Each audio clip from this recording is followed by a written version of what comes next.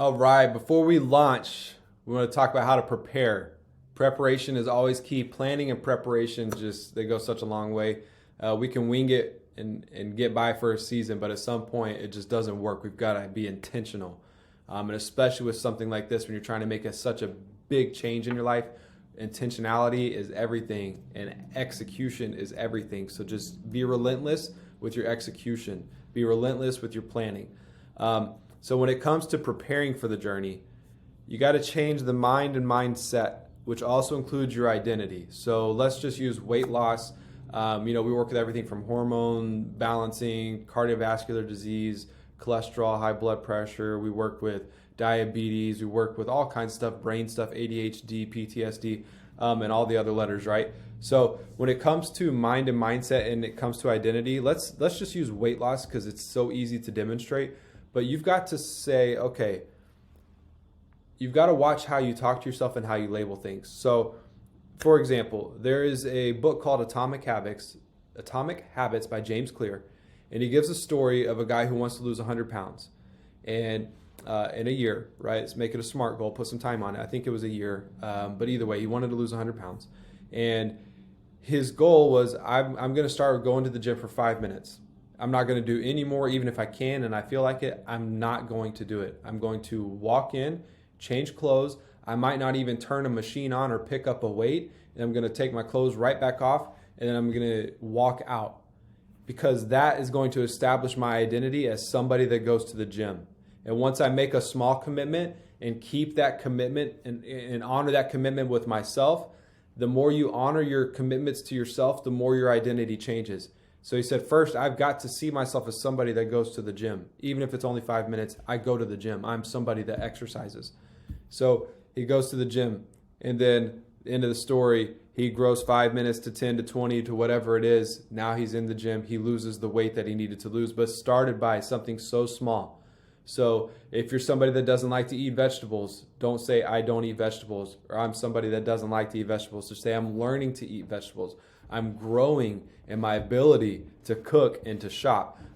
So your language is huge, but you got to see yourself. There's the person that you are now and the person you want to transform into. What does the transformation look like? What is the person, your transformed self, your true self? What do you do? What don't you do? What are your boundaries? What are your values? Because as your identity changes, you protect it, and then you start to get boundaries and safety measures put up so that you don't cross the line and go too far in one way or the other. You kind of, like the bowling alley, you set up the bumpers and the ball can kind of move back and forth, but it's not going to get into the gutter and just fly down to the end. So prepare your mind and your mindset, your identity. Go through and think about what that is for you, who you want to become. What are the things that person does that you're not currently doing? How does that person feel on a day-to-day basis? Things like that. Really think about who you're becoming.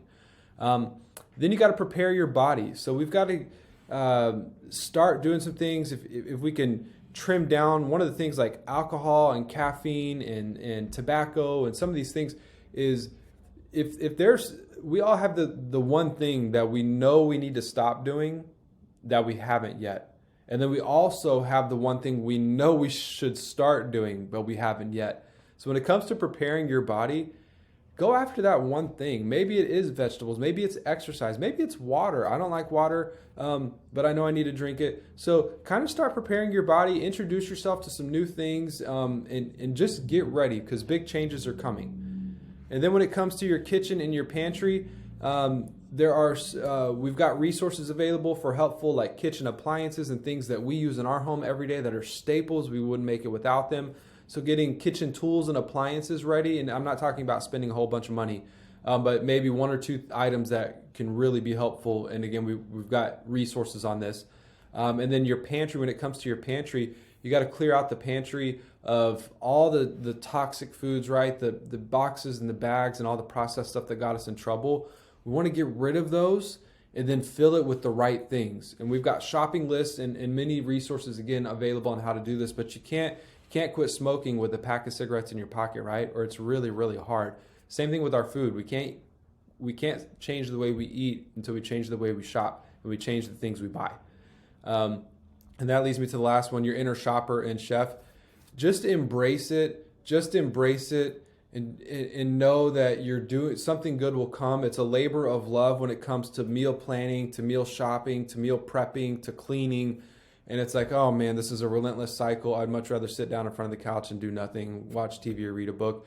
I get that it can be overwhelming. I've got tips in here on how to make it less overwhelming, cooking bigger meals at a time so that you don't have to prep every meal every day.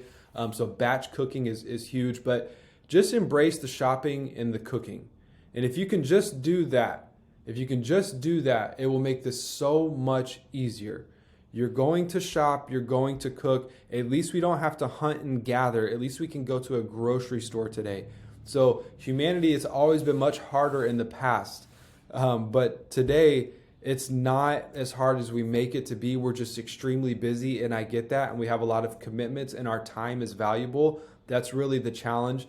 But if you learn to embrace it, and then the more you do it, the easier it becomes. So it used to take me a long time to figure out a grocery list. Well, now I've got it down to where my list is in my head. I already know what I need when I go into the store. So and the more recipes you find, your recipes start to grow. So you get momentum throughout this process, but preparing on the front end, and just really the biggest shift is the mindset and the mental shift, and just embrace the challenge.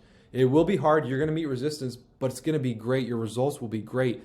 And the harder it is, the more the rain comes, the more the wind blows, the stronger the tree becomes. So resistance equals growth times time, right? And if you want more, growth equals resistance times time. I thought that sounded weird. But if you want more growth, you either need more resistance or you need that resistance for a longer amount of time. Otherwise, you can't grow. Think of the gym. You can't grow and get bigger muscles and get stronger by lessening the weight. So lean into the resistance. It's an opportunity to grow. And guys, just stay focused. Stay focused. This will change your life. It's totally worth it. All right, we'll see you at the next one.